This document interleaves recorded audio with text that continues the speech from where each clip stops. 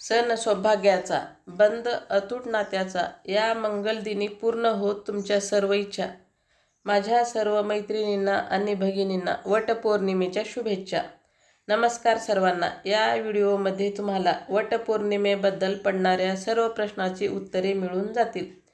हिंदू पंचांगानुसार मराठी महिन्यातील तिसरा महिना हा ज्येष्ठ महिना म्हणून ओळखला जातो. ज्येष्ठ महिन्यातील शुक्ल पक्षातील पौर्णिमा तिथीला वटपौर्णिमा साजरी केली जाते. मंगळवार दिनांक 10 जून 2025 रोजी यंदाची ज्येष्ठ पौर्णिमा आलेली आहे. दरवर्षी ज्येष्ठ पौर्णिमेला सवाष्ण महिला आपल्या पतीच्या दीर्घायुष्यासाठी, उत्तम आरोग्यासाठी, अखंड सौभाग्यप्राप्तीसाठी वटसावित्रीचे व्रत करत असतात आणि या व्रतामध्ये वडाची पूजा करण्याला अनन्यसाधारण असे महत्त्व आहे. यामुळे या पौर्णिमेला वटपौर्णिमा, वटसावित्री पौर्णिमा असंही म्हटलं जातं. या व्हिडिओमध्ये मी तुम्हाला वटसावित्री व्रताविषयी महिलांना साधारण जे प्रश्न पडतात त्याची उत्तरं देणार आहे. तेव्हा हा माहितीपूर्ण व्हिडिओ अगदी शेवटपर्यंत पहा. 10 जून 2025 रोजी अर्थात मंगळवारी सकाळी 11:35 ज्येष्ठ पौर्णिमा प्रारंभ होईल. ती बुधवारी 11 जूनला दुपारी 1:13 समाप्त होईल. वटसावित्री व्रताच्या पूजेसाठी शुभ मुहूर्त 10 जून 2025 रोजी 11:55 पासून ते दुपारी 12:51 पर्यंत, म्हणजे 1 तासापेक्षाही कमी शुभ मुहूर्त आहे. आपण विवाहित महिला सध्या ग्रस्ताश्रमात आहोत. म्हणजेच काय? संसाराची जबाबदारी आपल्यावर आहे. आपण प्रपंचामध्ये गुंतलेले आहोत. त्यामुळे प्रत्येकीला काही शुभ मुहूर्तावरच पूजा करणं जमेल असं अजिबातच नाही.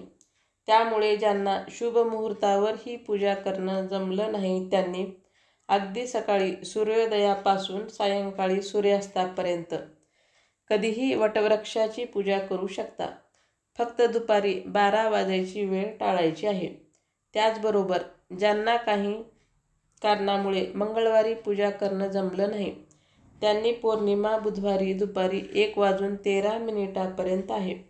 तर बुधवारी दुपारपर्यंत, म्हणजे 1 वाजेच्या आत तुम्ही ही पूजा करू शकता. पतीच्या दीर्घायुष्यासाठी पत्नी हा उपवास करते आणि वडाची पूजा करून 7 जन्मासाठी हाच पती मिळावा ही प्रार्थना करते. वटवृक्षाच्या खोडात विष्णू, मुळात ब्रह्मा आणि फांद्यात शिव विराजमान आहेत.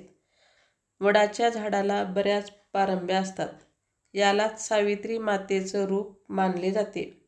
यामुळे वटवृक्षाची पूजा केल्याने देवाचे आशीर्वाद लाभतात असे मानले जाते. मनातील इच्छा पूर्ण होतात. संतान प्राप्तीसाठी देखील अनेक स्त्रिया वडाच्या झाडाची पूजा करतात. वडाच्या झाडाचे आयुष्य हे अखंड असते. ज्येष्ठ महिन्यातील पौर्णिमा तिथीला वटवृक्षाच्या सावलीत देवी सावित्रीने आपल्या पतीला पुनर्जीवन मिळवून दिले होते. म्हणून या दिवसापासून वटवृक्षाचे पूजन केले जाऊ लागले. या व्हिडिओमध्ये आपण वडाच्या झाडाची पूजा एकदम सोप्या पद्धतीने कशी करायची, पूजेसाठी लागणारे साहित्य, पूजा करताना कोणता मंत्र म्हणायचा आणि ही पूजा कशासाठी साजरी केली जाते, बरीच माहिती आपण या व्हिडिओमध्ये पाहणार आहोत. त्यासाठी हा व्हिडिओ शेवटपर्यंत पहा. पूजेसाठी लागणारे साहित्य: हळदी, कुंकू, पाणी, पंचामृत, सुतगुंडी किंवा पांढरा दोरा, अक्षता, सुपारी, गूळ, खोबऱ्याचा नैवेद्य गणपतीसाठी, वस्त्रमाळ, फुले, हार, निरांजन, धूप, कापूर. सौभाग्यवान यामध्ये बांगड्या, हळदी कुंकू, आरसा असं सर्व साहित्य. ओटीचं साहित्य यामध्ये गहू, ब्लाऊज पीस, नारळ, आंबा, विड्याची पानं. सुवासिनीची ओटी भरण्यासाठी गहू आणि आंबे घेतले आहेत. ज्येष्ठ पौर्णिमेच्या दिवशी व्रत ठेवणाऱ्या महिलांनी सकाळी लवकर उठावे, स्नान करावे आणि देवपूजा करावी. नंतर वडाच्या झाडाची पूजा करावी. प्रथम दिवा प्रज्वलित करून नंतर वडाच्या झाडाची पूजा करावी. कोणतीही पूजा करताना आपण आराध्य दैवत गणपतीची पूजा करतो, तर सर्वप्रथम आपण गणपतीची पूजा करून घ्यायची. हळदी कुंकू अक्षता वाहून घ्यायच्या. गूळ खोबऱ्याचा नैवेद्य दाखवायचा. त्यानंतर विड्याची पाने आणि त्यावर सुपारी ठेवायची. हळदी कुंकू अक्षता वाहायच्या. त्यानंतर वडाच्या झाडाची पूजा करायची. त्याआधी संकल्प असा करायचा की माझ्या पतीला दीर्घायुष्य लाभू दे आणि निरोगी आयुष्य लाभू दे. सर्वात प्रथम आपण झाडाला पाणी घालायचे.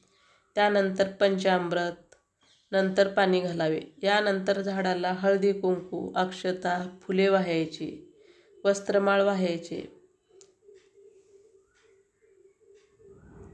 यानंतर आपण जो वडाला गुंडाळण्यासाठी जो दोरा घेतला होता तो दोरा घेऊन झाडाभोवती प्रदक्षिणा घालायच्या.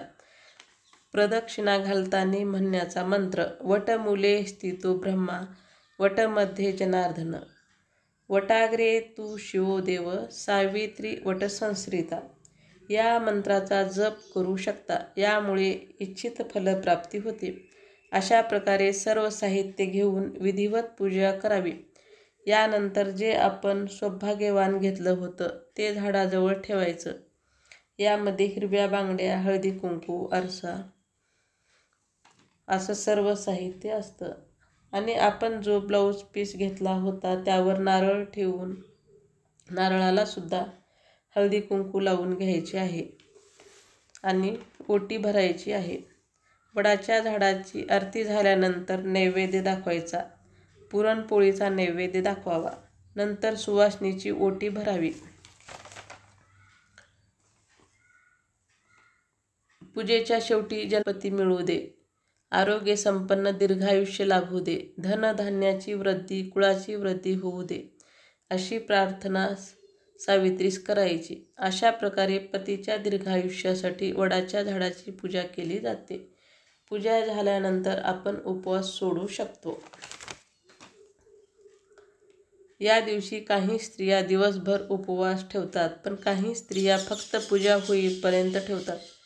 आमच्याकडे पण फक्त पूजा होईपर्यंत उपवास ठेवला जातो आणि त्यानंतर आम्ही जेवण करतो. तुमच्याकडे जशी पद्धत आहे तसे तुम्ही करू शकता. व्हिडिओ संपूर्ण पाहिल्याबद्दल धन्यवाद.